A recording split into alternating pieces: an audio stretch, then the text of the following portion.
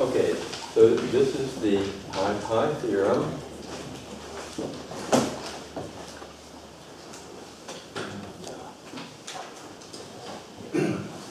Says that if you have a relative version of the degree 1 normal map, if there's an isomorphism on the free part of the boundary, then there's a solution of a normal Bordism, so that's an equivalent in the normal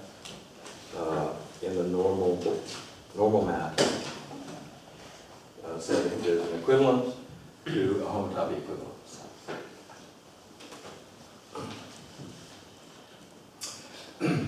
So to show you.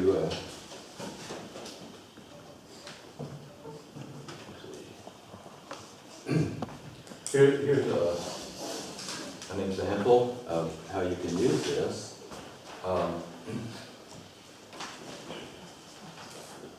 So suppose you have x and m, and this is a degree 1 normal.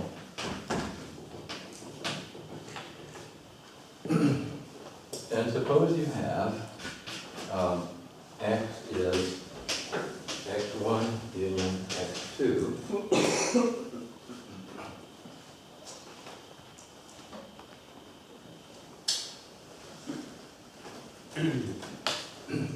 So here's x1, x2, and they are Poincare. They're Poincare with boundary, and they're attached along the boundary.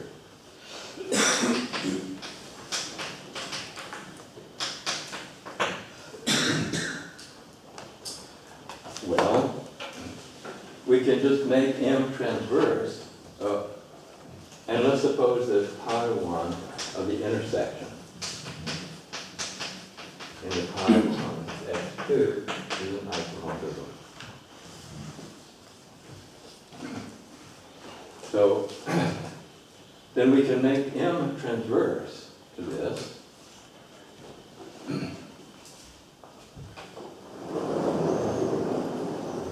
And get 2 degree 1 normal maps.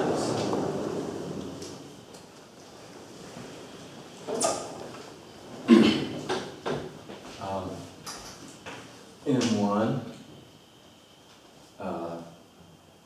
union M2.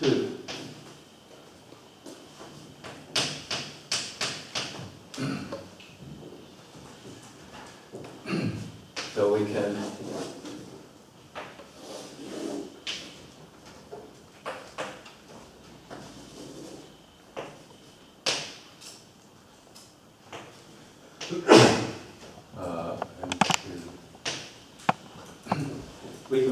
we can just make this transverse and divide M into 2 pieces, and then we see that M2 boundary, X2 boundary is degree 1 normal map. And the pi theorem applies because of the hypothesis there.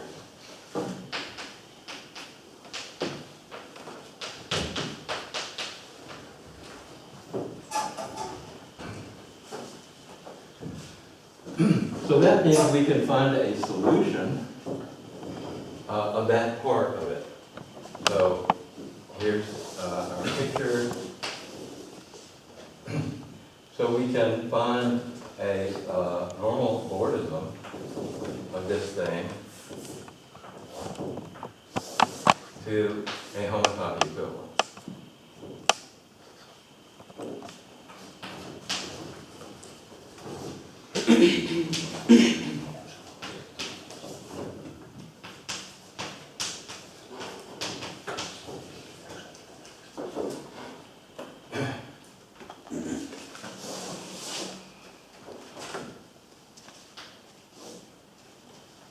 Okay. Well, notice that we now have a normal Bordism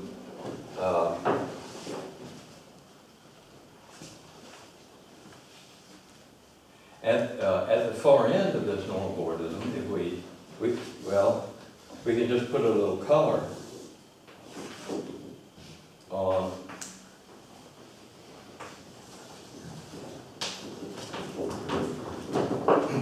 and that gives, glue those together, and that gives a normal boardism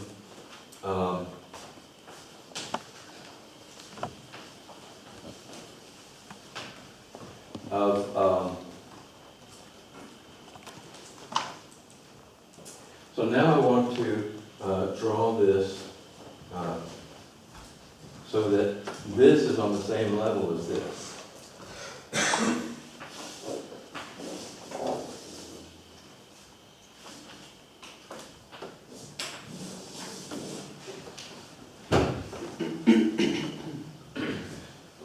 So the original M is normally boarded to M1 prime union M2 prime.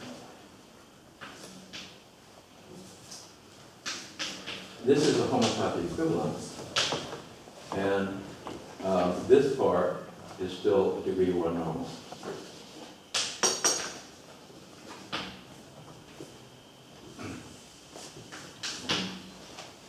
So whatever the problem is located over x1. So the same M1 x1 is homotopy equivalent on the boundary, and it's the same obstruction as the original M to X.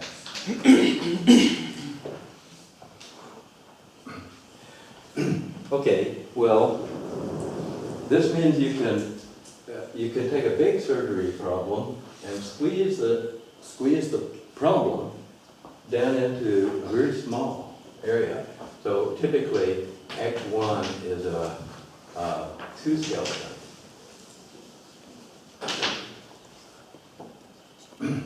So it's has 0, 1, and 2 handles. There's a theorem of Wall that a Poincare space has a smooth 2 skeleton.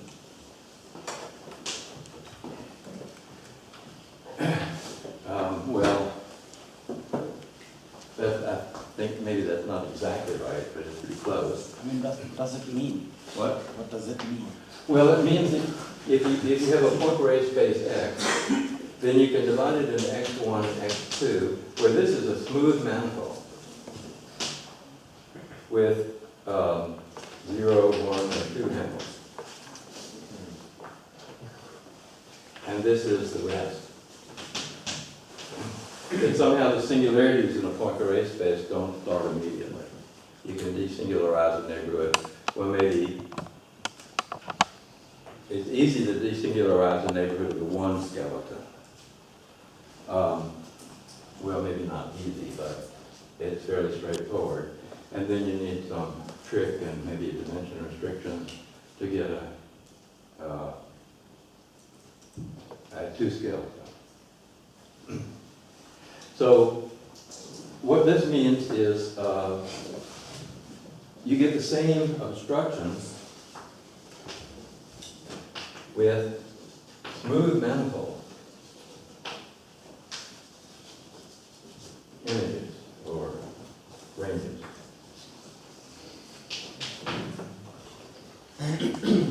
You start with an arbitrary problem and you can push it over a smooth manifold. So as far as obstructions go, it doesn't, the fact that X is not a manifold doesn't really come into play. You can push whatever the problems are over a manifold piece of it. And this implies it's independent of the category.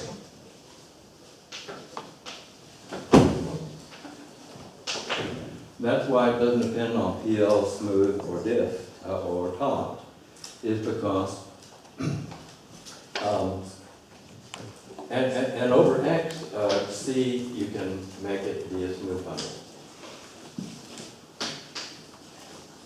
you can always improve an arbitrary surgery problem to a homotopy equivalence plus a smooth surgery problem.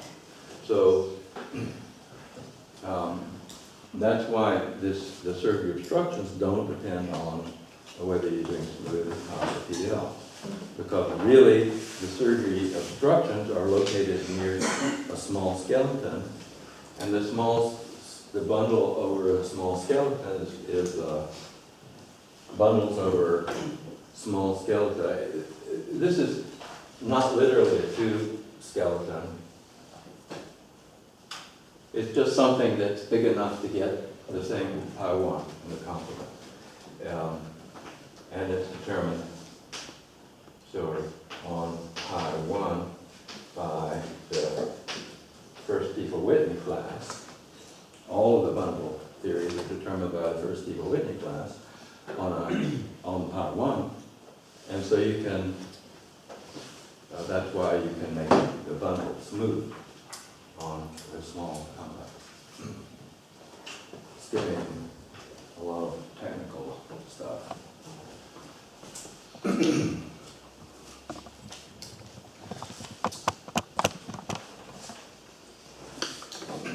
All right. So that's one way to use it, is that you can, if you have surgery, if you have degree 1 normal mass, then you can push the problems around. And you could see that there's an abelian groove structure, for example, on the surgery obstructions by pushing into different pieces, and then you get disjoint unions. So there's a better way to do it, but that's something you can see, that the fact that you can use the pi-pi theorem to push things down into small skeletons give you really, basically it tells you the obstruction depends only on pi 1 and doesn't depend on the category. One question was I obviously got about. So what's the homotopy equivalence in the datum of the pi-pi theorem we start out with? Well, this one doesn't have a homotopy equivalence on the boundary. The boundary where it's a homotopy equivalence is empty.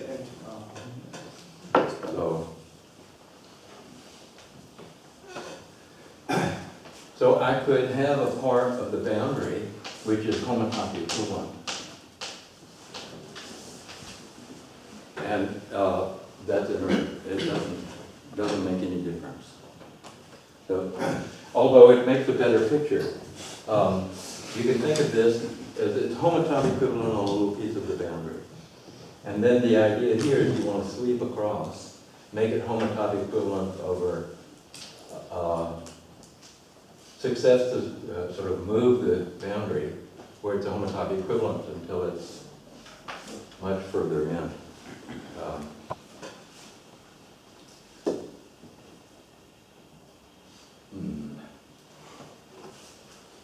If that doesn't make sense, ignore it, okay? That's a sort of dynamic picture which I don't want to explain. Yeah. Is there anything special about the two skeleton? So if I have very high dynamics, should I push it? Well, I just need enough to capture pi 1. Yeah. I mean, I could use a bigger skeleton. So is Poincare space is not. If this is a manifold, you can use any skeleton that includes enough to get the pi 1. the question, what is the point of this theorem by what? Is it just that you take a small skeleton, thicken it up a little, and No. able to embed it, or what is going on there? No, it's more clever than that, unfortunately. So let me explain it to you later.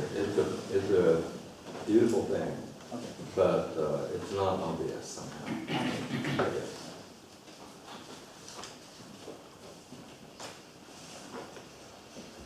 Oh, okay. So, and the other thing is, as I said at the end of the last lecture, if you have mx, if this is normally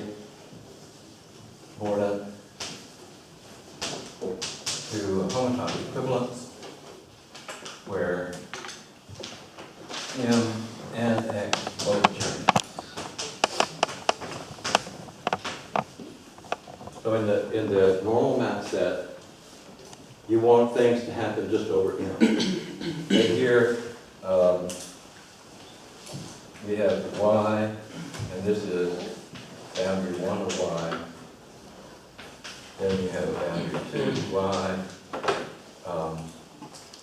And there's W here, boundary 2 W.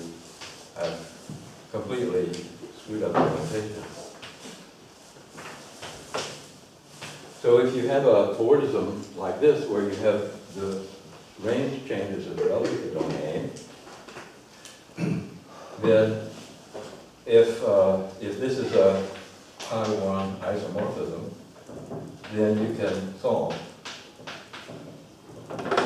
So you can make W homotype equivalent to Y, and in the process, you make M homotype equivalent to X.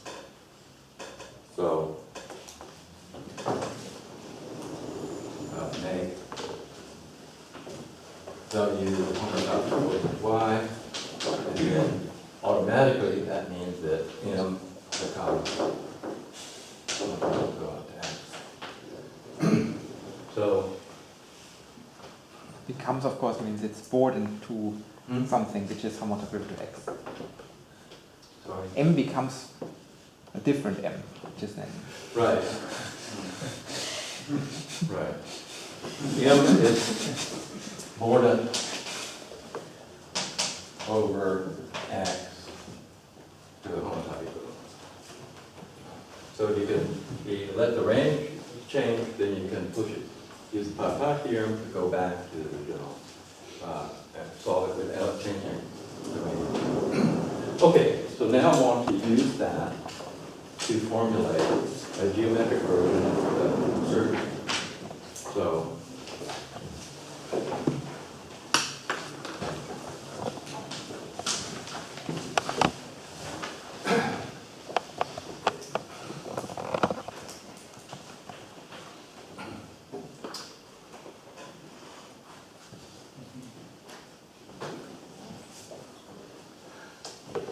okay, so the first thing is we have M, X, and we want to, well, let's say, well, functorialize.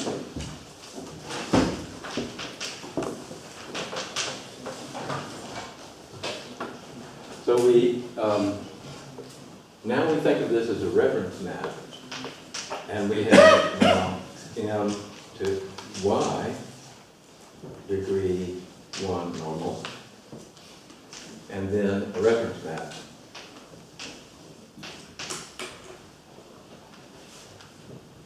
So instead of solving things over X itself, we solve things, we're wondering, instead of wondering about degree 1 normal maps over X, we do look at degree 1 maps with a map to X.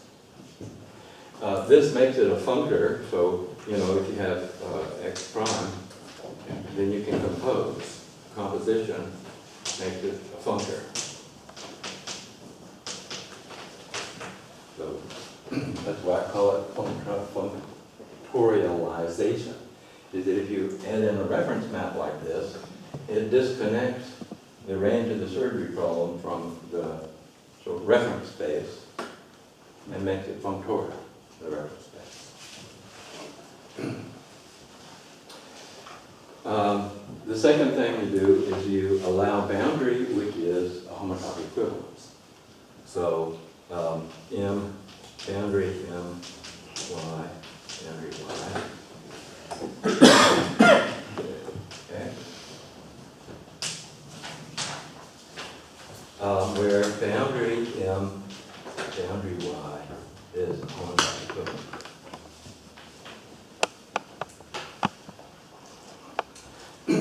So if it's solved on the boundary, if it's degree 1 normal and good on the boundary, then we're fine. You think of it as a situation like this, that you start with a problem, and you can compress whatever the obstruction is into a relative problem on a much smaller range, there's a homotopy equivalent on the boundary. So it's relative with a homotopy equivalent on the boundary, and if you build that in, then you can change the domain, the range quite with some flexibility. So this means that, for example, I could squeeze it down to a two skeleton. And this, Is X a Poincaré complex here? no, now X is in space. I'm going to start. I'll explain why I still have an X here in a minute. Okay, so, I start out with this data, use the identity reference map, gives me something with a reference map to X. And there's actually a point to doing that, which I'll explain in a minute. So this is functor and slight more data to enable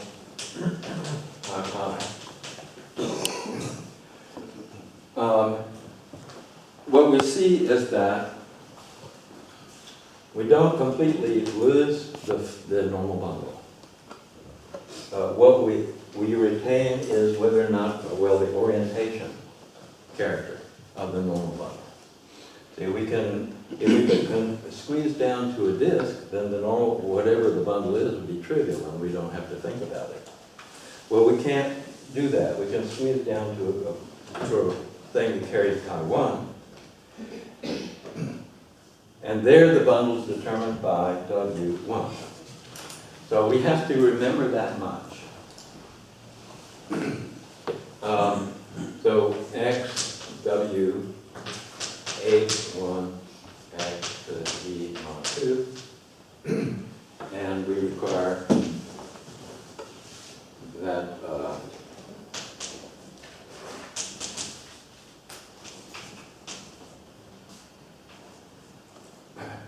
the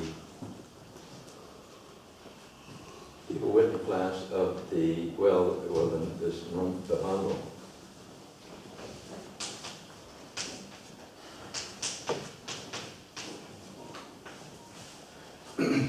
Is obtained by W. So this roughly means bundle is specified on I1. So something that carries I1, this nails down the bundle. So I need to add that to the data. Okay, so now we have S, M. So this is Poincaré.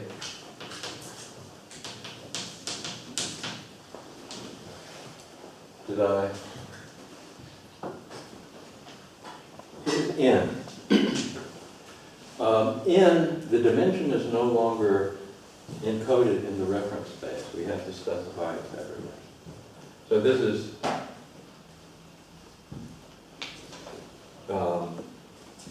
if X is Poincaré, then N it determines N. But we're going to change the reference map. In fact, we could go to a K pi 1, for example. That doesn't encode the dimension of the Poincaré space anymore. It has to be specified as part of the data. So this N is recorded here.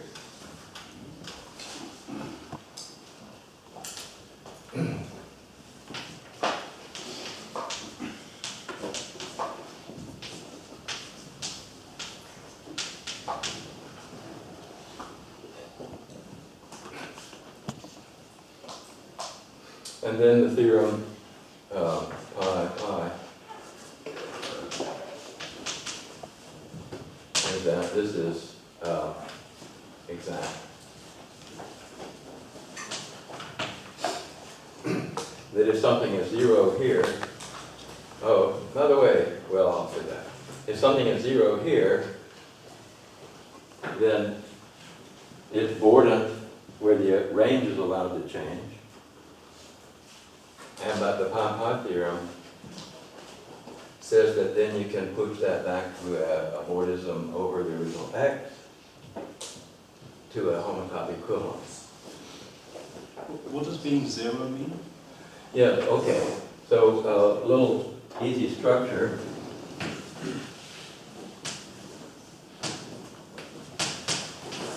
L in x, well, y, any y, is an abelian group under disjoint union. So you have M1 to, how about B?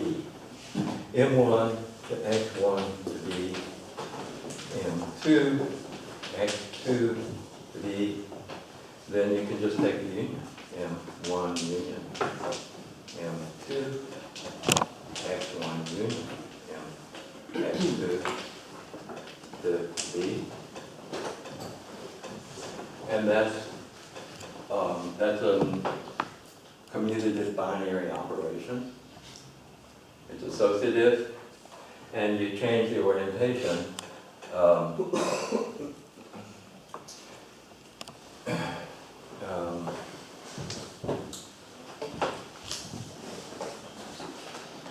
M with minus the orientation. You change the orientation is the inverse. You see that by crossing the unit interval. What precisely the relation you've modeled out? Well, the same thing over x cross y, basically. So the relation is y, z, y prime, w,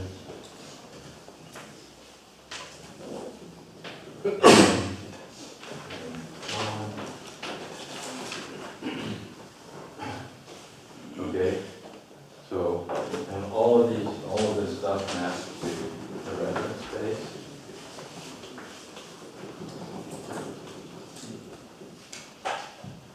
So you allow the range to change by Poincare Bordism, the domain to change by manifold Bordism, and in here, this has, so we're looking at the absolute case where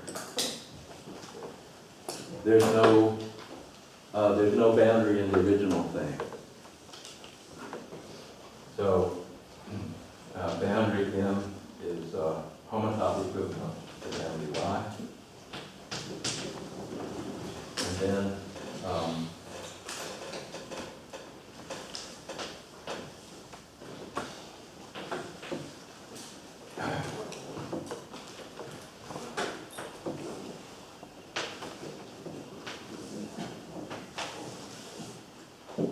here's a Z, Y, Y prime down here, and then M. So the Y and Y prime are Poincare spaces with boundary. Z has 3 pieces of the boundary, Y, Y prime, and then a Bordism between the boundaries. So here's M, M prime, and this part here on the boundary is a homotop equivalent. So it's a Bordism through the same sort of thing. This is really, really worth thinking about. That here we have a thing, and then over, let's see, a thing over Y, and we're looking for the same thing, kind of thing, over Bordism of Y.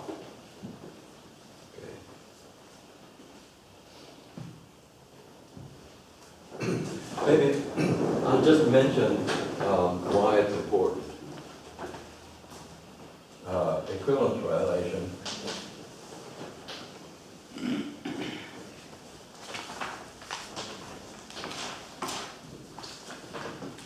Well, it means that there's a space. So a thing over a vertex, let's say over, then we could think of a thing over delta 1, and this is an edge. Thing over delta k. Now, this is going to be manifold mapping to a Poincare space, and it has a whole bunch of boundary pieces with the structure of the boundary of the simplex. So if you're using the same kind of thing, if the relations are the same kind of thing, but just over I, then you can expand this to a simplicial complex. Actually, it's a delta set with simplices, k simplices, thing over delta k. And then pi 0 of this delta set is things modulo things over I.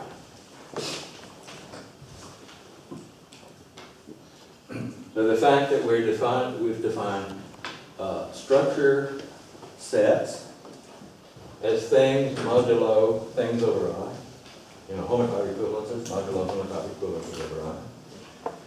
The normal map as normal map modulo normal map over I means that it's the tip of an iceberg. You can just keep doing the same thing.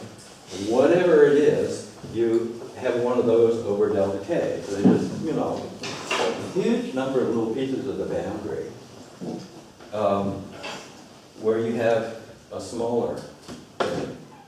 And then there are boundary operators. On a face of delta k, you just look at the inverse image and you get a thing over delta k minus 1. So very formal.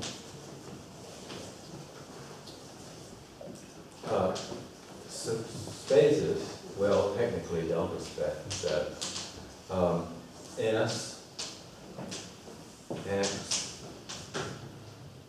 the normal, or M, normal map set, X, L, X.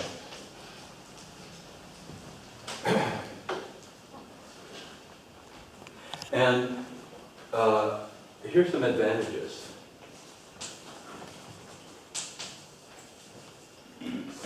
I mean, I don't really want to go into details of this because, all of these thousands of little pieces of the boundary require notation and tracking and all that stuff. That's something probably better done in private. If somebody really wants to know this, well, actually, there's some references to this kind of thing. But very, very formal, you get spaces. The advantages are that exact sequences become homotopy preparations. So this is a homotopy fibration. And pi n of this is Ln or something like that.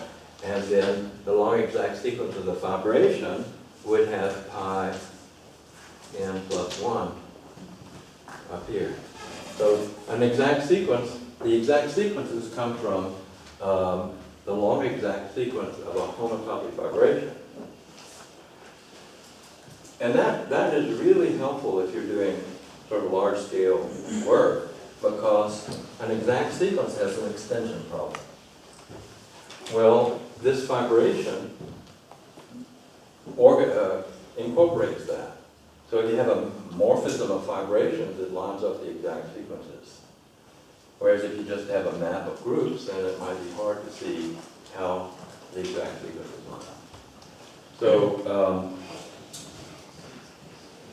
and spectral sequences, spectral sequence arguments disappear.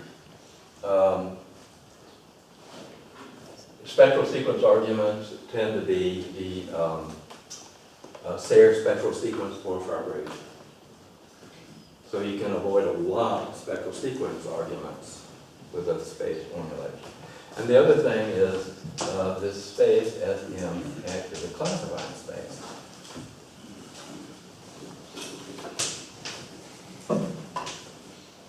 It classifies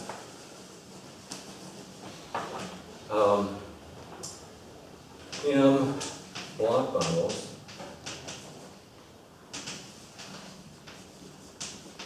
that are fiber homotopically equivalent to fiber homotopically trivial with homotopy fiber.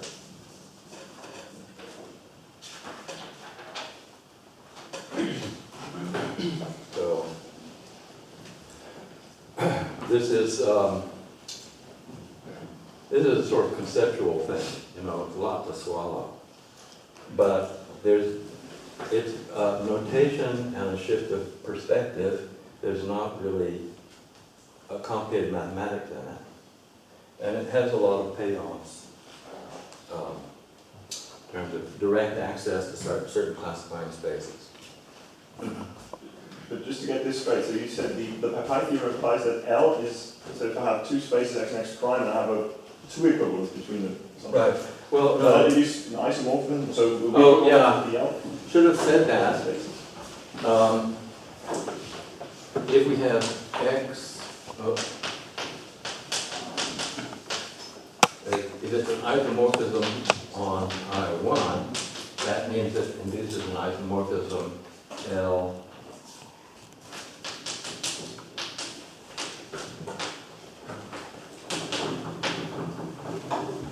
That means it only depends on the fundamental group. Okay. So let me explain why I like to have the x there, not fundamental group of x.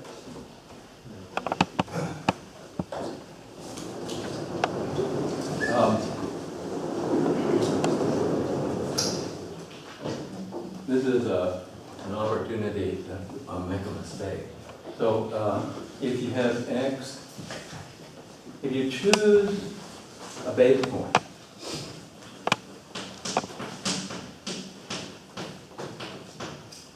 then you get a map from x to k I1 x.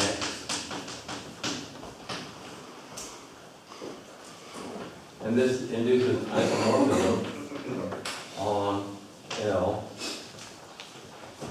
And so you can think of L as a functor of I1. That requires choosing a base point, which is not natural. And there are applications where you want to do this fiber-wise. So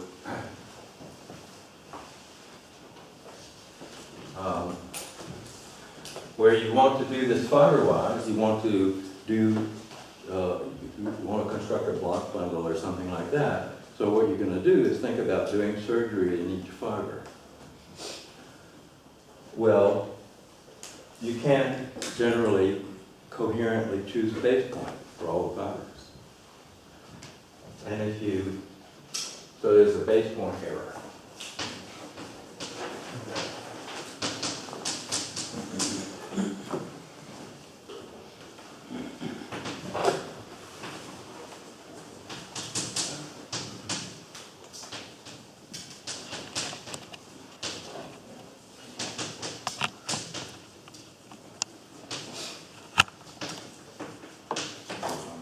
I mean, you have to be doing something fairly muscular for this to be a problem. You know, doing it fiber-wise in some sort of block bundle.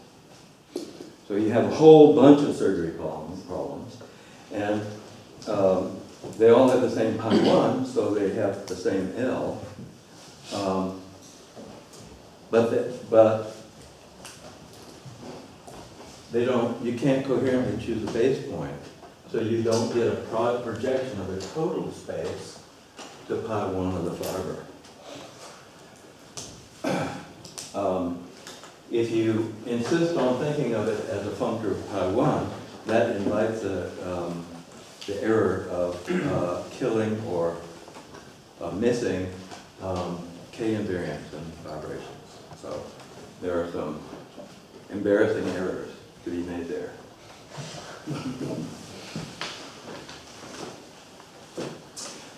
So these things come out very naturally as functors of spaces.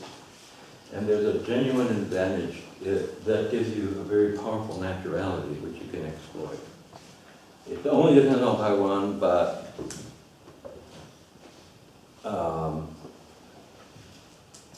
it doesn't depend on the choice of the base point, which allows you to identify a particular group.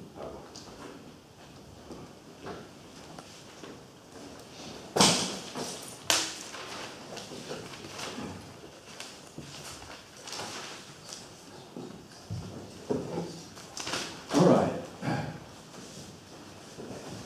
So now this gives us a surgery exact sequence, and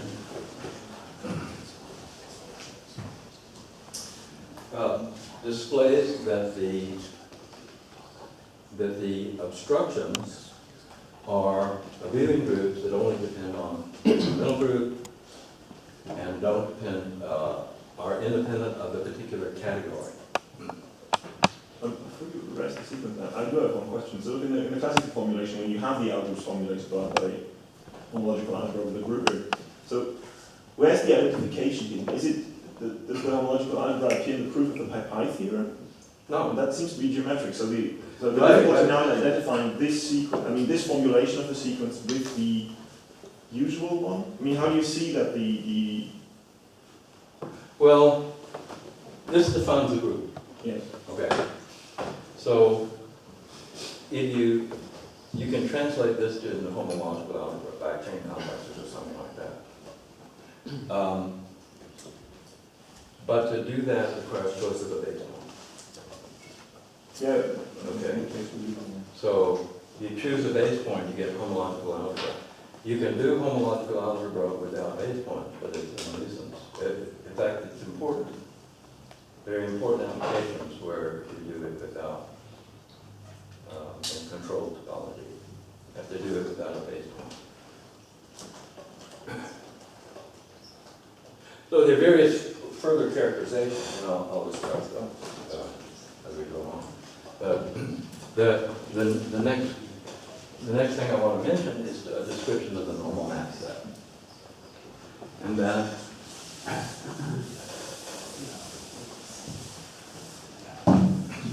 so we have this exact sequence, but this normal map set is a sort of funny thing, and it turns out that there is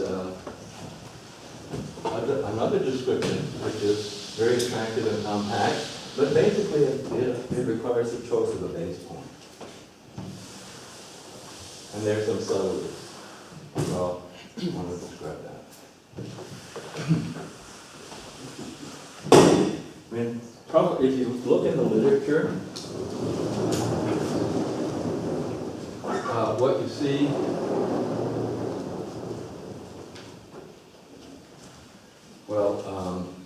I'll write it here.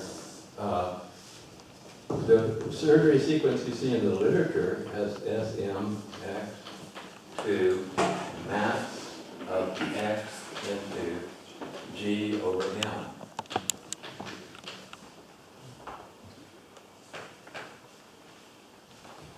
So there's a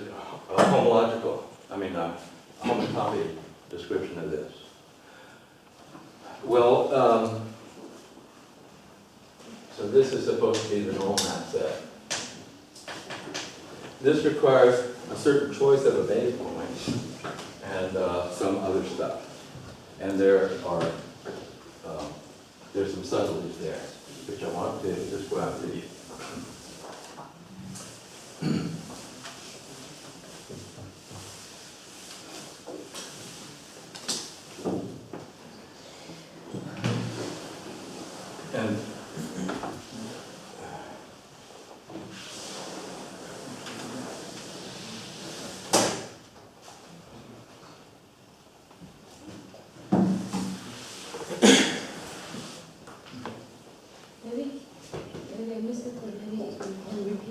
the pi theorem implies the sequence is itself? You just interpret. What is it, if you have a normal map, what does it mean for it to be trivial in L? Well, if you write out all the stuff about the definition of L, it says that there's a Bordism of some kind that ends up with a homotopy gradient. That Bordism is exactly the right input for the homotopy. Well, it isn't actually quite, because the fundamental group might be different. I should say there's quite a bit of tinkering to make this work.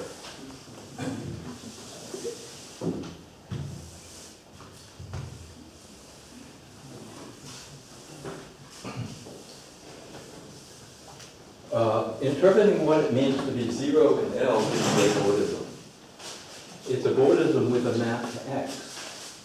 What you'd like to know is that that Bordism has the same fundamental group as X. And in that case, you can apply the homotopy. So, but the Bordism maps to X, so it maps. So what you need to do is to kill the kernel of the homomorphism of the fundamental group of the Bordism to X. And you can do that with a little small amount of surgery. So there's a fair amount of tinkering to get align fundamental groups and things like that that are really I mean, it works, so it's probably not best not to think too much about it. But the essential thing is that there's a reference map to X or something with the right fundamental group. You can make that means that the fundamental group of the Bordism that you get from L has to be at least as big as the fundamental group of X. And then you can kill the X. If you map to something with a smaller fundamental group, then you can't make it bigger somehow. The role of the reference map is to put a lower bound on the fundamental group, and then you can tinker to make it less and more.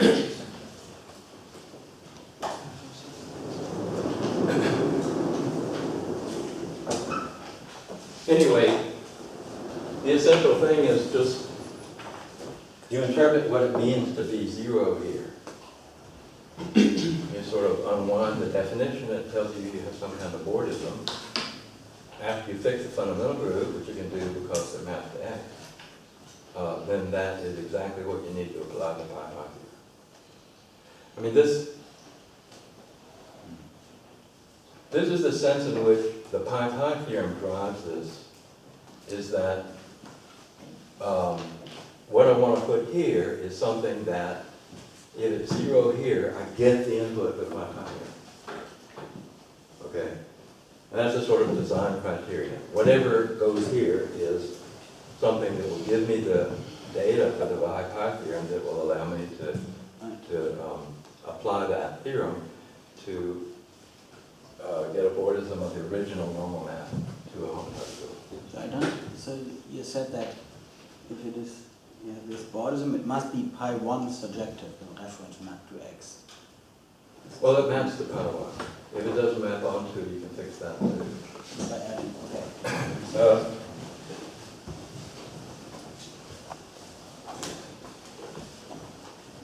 As I say, there's a certain amount of tinkering, but you need the right pi1.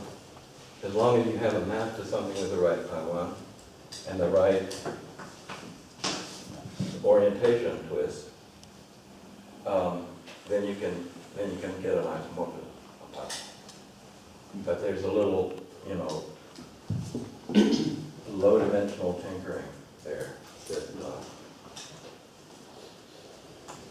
not real helpful, I think, to think about. This is sort of next level down, and if you are trying to actually understand it in detail. I mean, I didn't tell you how to prove the pi theorem either. Fortunately, I mean, we don't need to know that.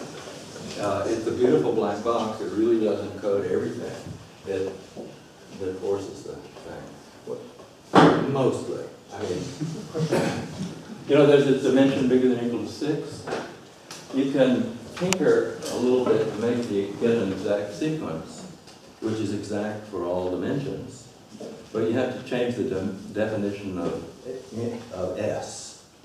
In dimension 3, you have to allow homology equivalences, not homotopy equivalences. Dimension 4, you have to allow some stabilized pi 2. But you can, and you need to see the technicalities in order to see that. Here, let me give an example.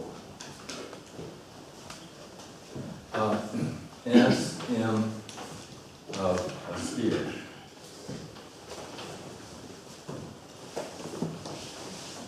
This is structure M homotopy equivalent to the sphere.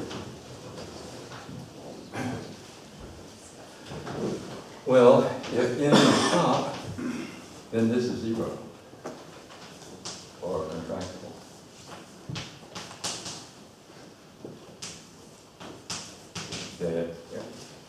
The only structure on the topological structure, homotopy structure on the n sphere is the n sphere itself.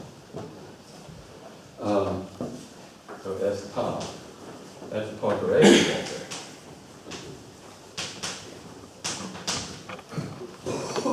SPL of SK, well, that's 0 or is the identity for k bigger than or equal to 5.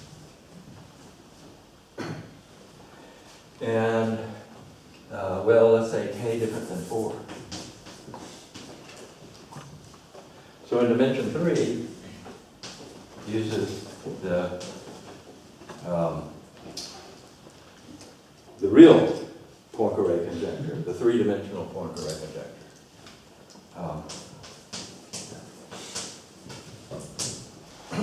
But it turns out that this is not the right thing. To make the sequence exact,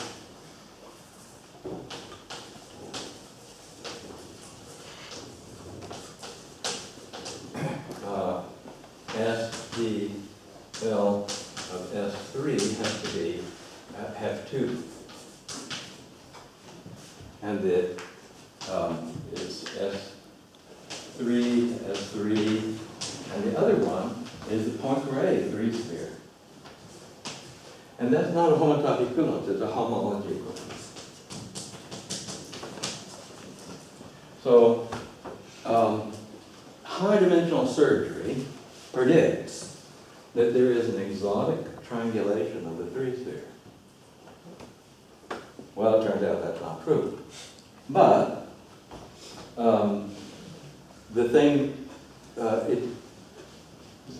instead of homotopy equivalence to the 3 sphere, homotopy 3 sphere, it's a homology 3 sphere. So, if you want these exact sequence to be exact, you need to allow the Poincare sphere in there, and for various reasons, homology. So it's homology in dimension 3.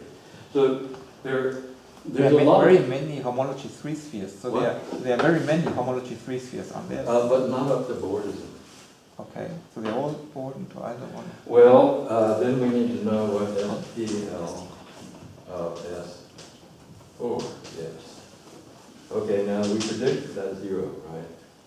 But we can't do the surgery MPL 4. This is actually not known, whether or not a homotopy 4 sphere is standard. So there's still one unknown. But we need to make that 0. So here you have M to S4 where H2 of M is hyperbolic. I mean, this is pretty technical.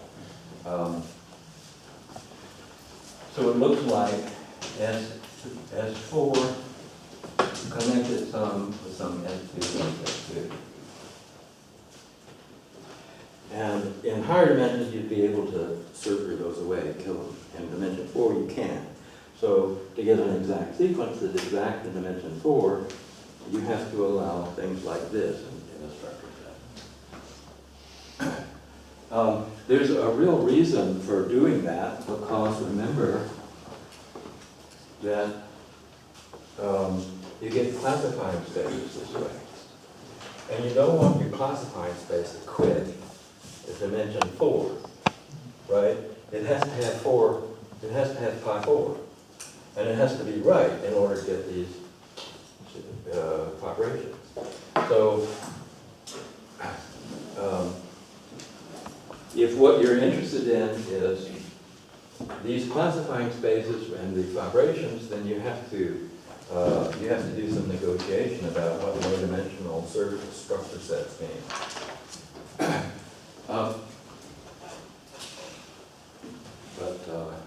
You know, you can do that. I mean, the point is that this thing, as it's defined, is wonderful, but if it doesn't work, that's not a game stopper.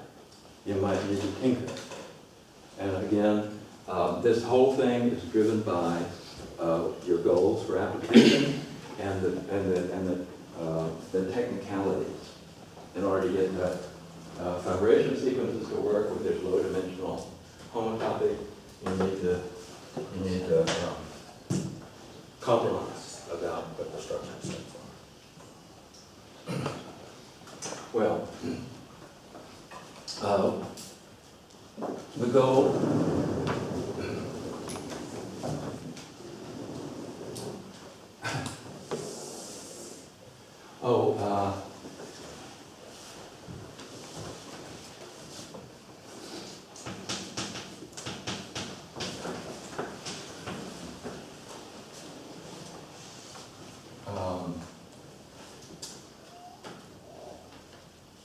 or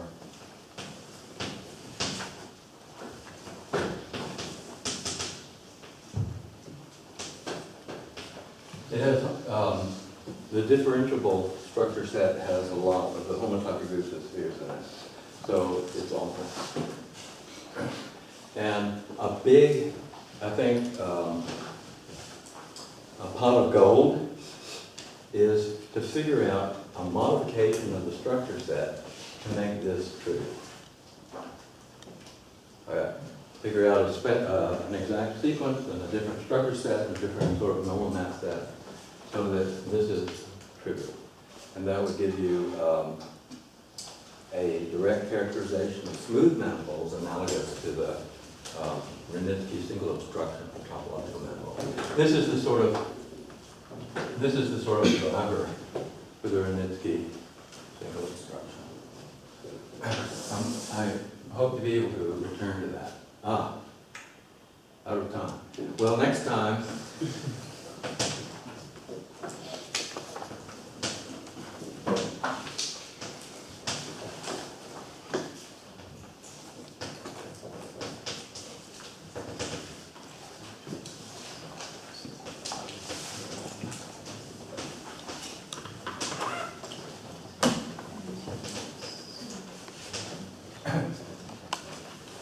Next time is the